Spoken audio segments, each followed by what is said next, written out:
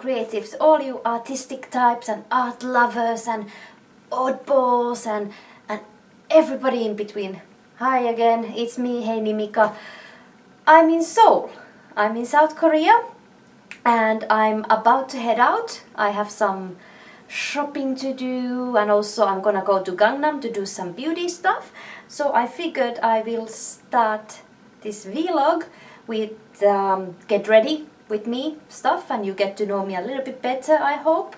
We can talk about beauty and South Korea and K-pop and all sorts of fun beauty and makeup and whatever stuff while I'm getting ready. This is the Jasmine, some of you might recognize this. This was the Sephora Jasmine Disney collection from like ages ago. But I still got it. I got the Ariel one as well, but yeah, I'm gonna be using this one. To start, this is Too Faced Shadow Insurance. Been using this for a very long time, since I got into makeup when I went to university. So yeah, just gonna, let's check, yeah, there we go. Just prime my eyes. Okay, this, South Korea. Some of you may know that South Korea is very big on beauty and makeup. Even though if you have been here or if you're coming here, you might notice that South Korean girls, like normal girls, not the K-pop stars, they don't actually wear that much makeup. It's mostly skincare, red lipstick, a little bit of eyeliner and a little bit of eyeshadow, but they don't go overboard or very extravagant as some of us in the West may, how we may like our makeup. So it's very interesting that this is the Benefit brown pencil. So it's very interesting how the South Korea, how even though their makeup is not extravagant, but they still, it's a booming industry here. It's $1 billion industry. And later I will show you some of my favorite shops. I suppose Etude House, which is the pink one, pink and white one. It's I don't know, I don't want to say cliche, but it's very popular. So people like that one, girls like that one because it's so girly and so cute. But they have good products. If some of you are interested in vegan or cruelty-free makeup in South Korea, Beyond is a very good brand, and it was introduced to me by my little sister a long time ago. That's Anastasia Beverly Hills brow gel, I suppose. Skin Food is very famous as well. Nature Republic, Innisfree. There are so many different brands, and of course you have the high-end brands. But yes, I'm going to Myeong-dong, so you get to see some of those shops. And then Gangnam. So I suppose, well, like I said, the beauty stuff in Korea is very big, but also skincare. Like what they do really well is skincare, and I used to be a makeup artist. I can still do makeup if I want for clients and whatnot. But when I was working for Chanel and NARS, I would get clients, and when I was working the desk or the counter at department stores, I would get people come in and they would say, you know, they want the high coverage foundations because their skin was really bad. Technically it doesn't matter even if your foundation can cover up all your sins and all your skin, the sins from night before, doesn't really matter because you need to start treating your skin. So that's what South Korea is really good at, is treating the skin. And then they put on top, if they wish, BB cream or CC cream or moisturizers that have a little bit of tint in them. So that's very good. I really love that. I might show you later. There's a beautiful clinic called Sienna Park. I believe that's what it was called, and I used to do my milk peel there. So yeah, for makeup today I'm gonna be using some of the Huda Beauty, the new the neon palettes, and this is the orange palette. Blah blah blah. and I'm gonna start with this one. I'm gonna put it on top, and I use my fingers. My fingers are clean, yeah, but I'm using my fingers, like, there we go. But I'm actually going to Gangnam today, and the thing is, I need to get my fillers done. I need to get more Botox, and this is, I suppose, it's not so polarizing anymore. Like, I think the Kardashians, what they did with the fillers and the Botox and everything, they kind of generalized them, that it's not so, it's not a taboo anymore if you're getting fillers or Botox. Of course, it depends on where you come from. But technically, if you live online, you have your Instagram or YouTube, blogging, stuff like that, anything to do with beauty, really, most of us, we are already used to it, that your favorite YouTuber or beauty influencer or whoever, they might have had something done. Not just fillers, but maybe just lips and Botox and the whole thing. Some of them may even have had plastic surgery, like proper plastic surgery. I'm gonna take this one here, the pink one, light pink one. So in my case, the first time I tried Botox and fillers was 2017, and I was in Los Angeles.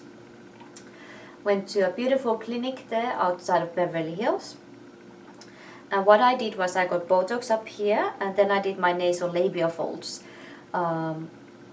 Because as I'm aging, they're getting more droopy, shall I say. So that was my first introduction to fillers, and I actually really loved it. And in my case, I don't like to have fillers that gives me that artificial look. I prefer more of a natural look. That yeah, I suppose, like, I'm not embarrassed, but just to, you know, I like to look natural. I just want to enhance my face without looking artificial, if that makes any sense. And I really loved it, and especially I noticed when I did the Botox, again, I did the bare minimum. So, because I like to move my eyebrows, yeah, so we didn't put anything in my eyebrows, so it was mostly just up here. And what I noticed was that once the Botox had worn off, because it takes about 6 months or so, 6 to 8 months maximum, and the Botox, it vanishes.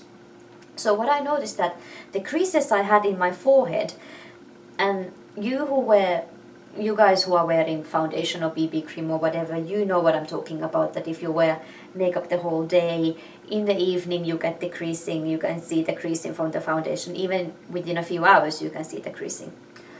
And as a makeup artist, I have tried all those creams that claim that, you know, they're gonna put a barrier between your skin, your wrinkles, and the foundation, so your foundation, you will not crease, you will not see those creases. At least on my forehead, none of them worked. Even with the different foundations, none of them worked. However, once I had the Botox done, once the Botox had worn off, the creases on my forehead had decreased by 50%. Easy, 50%.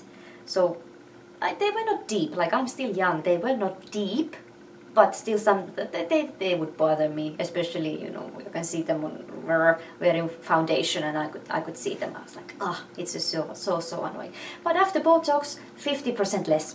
I haven't had Botox for a year or so, more than a year actually. So now, because I can see the creases again, and it's kind of bothering me once again. So I just felt like, okay, I'm here in South Korea, especially Botox is very cheap. You can go for the Western brands, or you can go for the Korean brands. I reckon today I'm gonna try one of the Korean brands. And it's the same, it's gonna last 3 to 6 months, which I'm happy with, because I like to have movement on my forehead. So for me, getting Botox is more like preemptive, kind of like just you know, technically you should start getting Botox by the time you're 26, 27, just to, you know, as you know, to like give those wrinkles a preemptive strike. So that's what I'm trying to do. This time I'm not gonna, yeah, sometimes I like to use a Q-tip for blending. It's just it's I suppose a weird habit of mine, just to, you know, just a little bit do some blending up here. So yes, so that was the Botox. So the nasolabial folds, I loved it. I think we did Restylane. So all like here, here, here. Especially this one is more droopier than this one. And I loved it. I absolutely loved it. But today, I reckon I'm not gonna do the nasolabial folds today. I'm gonna do my cheeks. And I had my cheeks done last year in Dubai. And it was because I went to the doctor and I said, you know, I need to get my nasolabial folds done. And he said, no, actually, like, they are fine. But what you need is volume. You need volume here. Because I have a lot of space here, but no volume and not that much. I don't know, the cheekbones, they are there, but they're not very prominent. So he said if I get my cheeks done, then it's gonna basically lift this up a little bit. So again, I did the bare minimum up here. I wouldn't say like my nasolabial folds, they were still there. So I reckon I should have actually had them done. But I liked it that I had more definition here. And again, it was like the bare minimum. None of my friends or colleagues or whoever, nobody noticed that I had anything done. It was more just for me. Somebody recently, they asked me when I mentioned that I'm gonna get some fillers done in South Korea, and this was a very conservative person who was like, well, you know, you should be happy with what you've got. And since I'm Finnish, in Finland we very much have this kind of mentality that you should be happy with what you got. Yeah, like you shouldn't, like you're not allowed to improve or whatever it is, become prettier or whatever it is. Like it's not allowed. You need to work with what you've got. And I'm like, okay, I grew up with that mentality, so I'm like, I understand where they're coming from. But at the end of the day, like I told this person who was kind of like, so what are your parents gonna think, or your boyfriend, what is he gonna think? And I was like, it's none of their problem. It's none of their business. Like as I mentioned, in South Korea, like it's perfectly normal actually to do your fillers and do your basically. Most South Koreans, they start with their eyes, so they do the double eyelid because they want to have eyes like Western people do. So they start with those, then they may move on to their nose and then their chin to bring their chin, you know, more sharp, to get that Western look. And again, you can say what you want, like you shouldn't try to look like other people, or you should be proud of your heritage or your race or whatever. At the end of the day, from my side, I'm like, do whatever the hell you want. Like it's your life. If you want to do your whole face, go for it. Just check that the doctor is good, they know what they're doing, especially if you're doing surgery. Just make sure that the clinic you're going to, they know exactly what they're doing. That's like, oh, that's it. I'm like, do whatever the hell you want. Next one is this one. It's the neon pink. But so yeah, some of my South Korean friends and colleagues, all of them had work done. Mostly their noses and their eyes. But no, they get regular, they do fillers, they do Botox regularly. If we talk about the K-pop stars, it's basically a given. Like all of them, they have had their faces done. I think there was that scandal a few years ago about the South Korean, the Miss South Korea or whatever, that they all look the same, like basically they all came from the same clinic. And obviously because I'm a Westerner now, I'm a Westerner going into a South Korean beauty clinic. So I don't want that to look like everybody else. Like this is my face, yes, I'm gonna do my cheeks, I'm gonna do the Botox, but I'm not gonna go there with a picture of Miranda Kerr and say I wanna look like her, or like Paris Hilton. I love Paris Hilton, so I'm not gonna go to a clinic and say I wanna look like Paris Hilton. Like that's not me. So next I'm gonna take the Jeffree Star Blood Sugar palette. I'm gonna use the cherry soda. Yep. And I'm gonna put it in my crease just to give it a little bit more definition, so it's not all just like lots of pink, even though I do love lots of pink. And yeah, Toon Crease, which is inspired me to create this look. And yeah, I'll put her Instagram down below so you can have a look, because she makes beautiful makeup looks. And I recently got into the yummy kawaii movement, which is from Japan. Kind of means sickly cute. but sick in a bad way. But if you ask me, I would translate Yummy Kawaii as dark but cute, because Yummy Kawaii is about looking like super cute, like you have all these pastel colors, all these neon colors, but then you might have, you know, you mix it with black, sometimes with black clothing, but you might have like a noose around your neck, or you might have a shirt with a teddy bear that's cutting itself, stuff like that, because the Yummy Kawaii movement is basically inspired by mental health stuff, issues in Japan, and I actually really like that it's such a dark and serious subject, and then you turn it into a fashion movement, you turn it into a makeup movement, makeup and fashion movement, and at the same time you're bringing awareness into this very, very heavy and serious subject, even though, as I understand, Japan is really still not ready to talk about that, to be honest.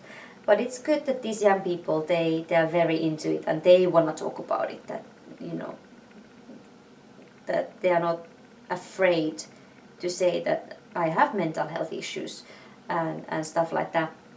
So I really admire that, and so lately I really got into this movement, even though I don't have mental health issues myself, but I just like the fashions and the fact that, like, as I mentioned, that it's very colorful and cute, but it has a serious tone, like it has a serious message. So I kind of like the irony of that whole thing. Like, I love irony.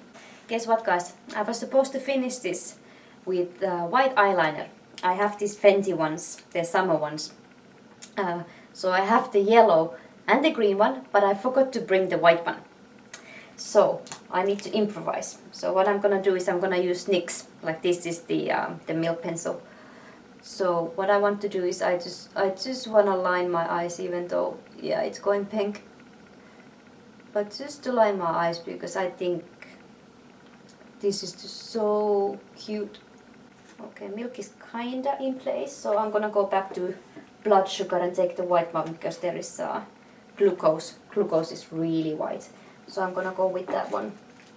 And I'm gonna take another Q-tip and just press it on top of milk, even though it's gonna look a little bit rough now, but just need to make do with what I've got, since I was so stupid that I forgot to bring the bloody eyeliner next time.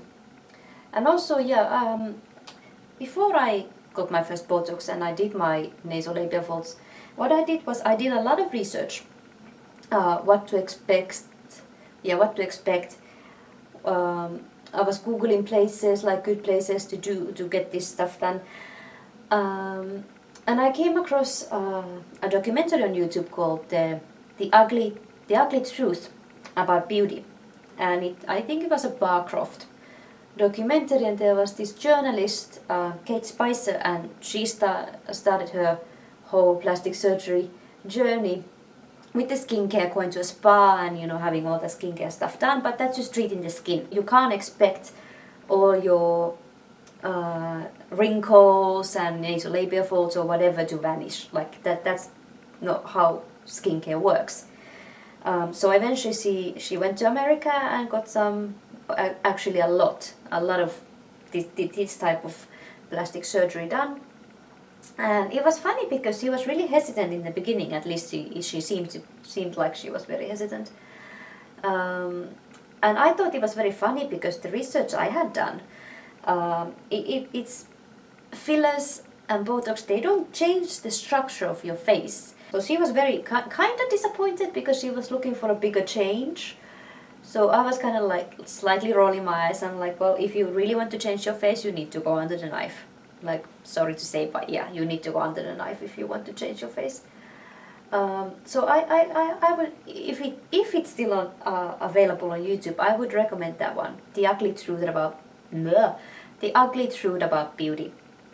But anyway, okay, so I'm nearly basically done with the eyes, so I'm gonna do my face very quickly.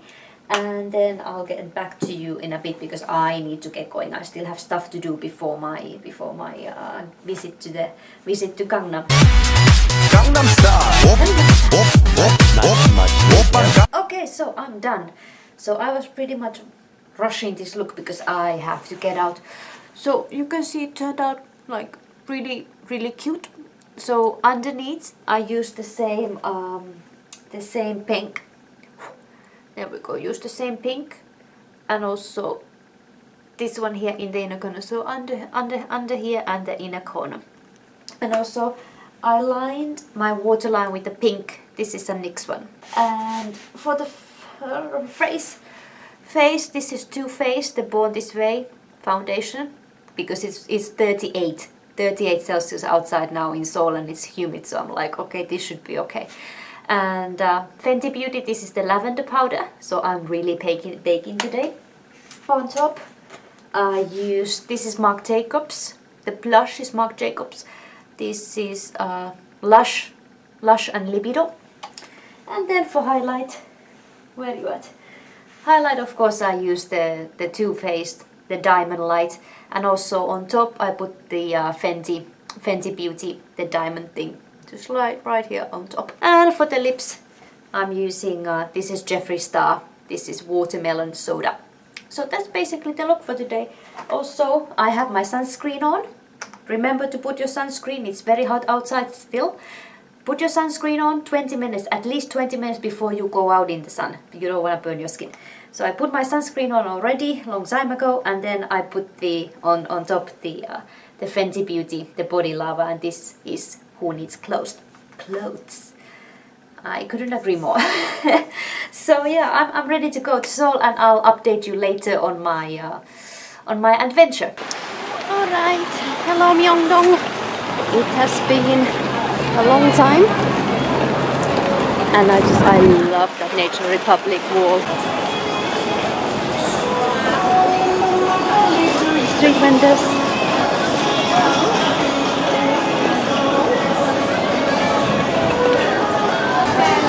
There you go. The 2D house. It's super cute.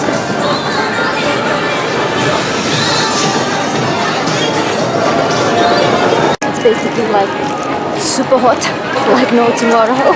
I'm surprised my makeup is still intact, to be honest. Wow. Okay, here we go again.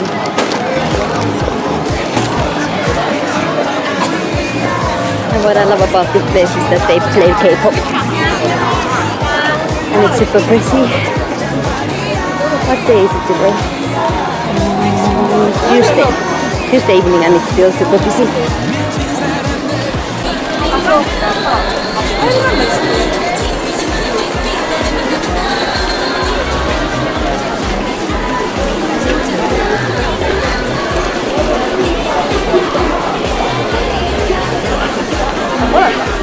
It's with the house again.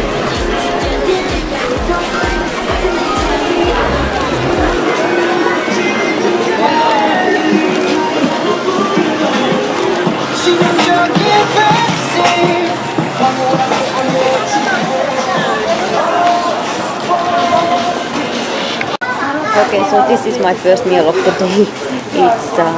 It's a dosa bibimbap, and I need a lot more gochujang than that. It's like a spicy Korean sauce, the red one, and I need a lot more than that. So this pot, it's a stone pot, and it's boiling hot. And the nice thing about what I like about Korean restaurants is that, you know, the table looks empty, no cutlery. Boom, the cutlery is built in the table, so that's pretty cool. But yeah, this is my first meal of the day. Yeah, bon appetit. It's like Jesus is super busy. super busy. Good atmosphere though. Another one of my all-time favorites here in Korea. Osulokti. Magnificent. And the shop is so cute. And another one, gongcha, bubble tea. So I got my oolong tea. It's just oolong tea with black pearls. 2 hours later. Okay, it is done. So what we did was Botox, as you can see, and we did my nasolabial folds now because I have sniffles. So the doctor said it wouldn't be smart to do my cheeks and put the volume here because of the sniffles. So we did my nasolabial folds instead. So obviously it's very swollen now. So we need to wait and see. Let's see tomorrow how it looks, but it should be okay. The next day. Alright, so I basically just woke up and yeah, the folds are looking pretty good. It was a semi-rough night because this is a sensitive area, but I'm not bruising at all. Like I'm looking at myself and I'm like that. There's no bruising. It's swollen, but there's no bruising whatsoever, which is absolutely fantastic. But yeah, that would be my first South Korean plastic surgery story or whatever. So obviously you see me in my other videos, so you can have a look, you know, what it looks like after this has calmed down. But yeah.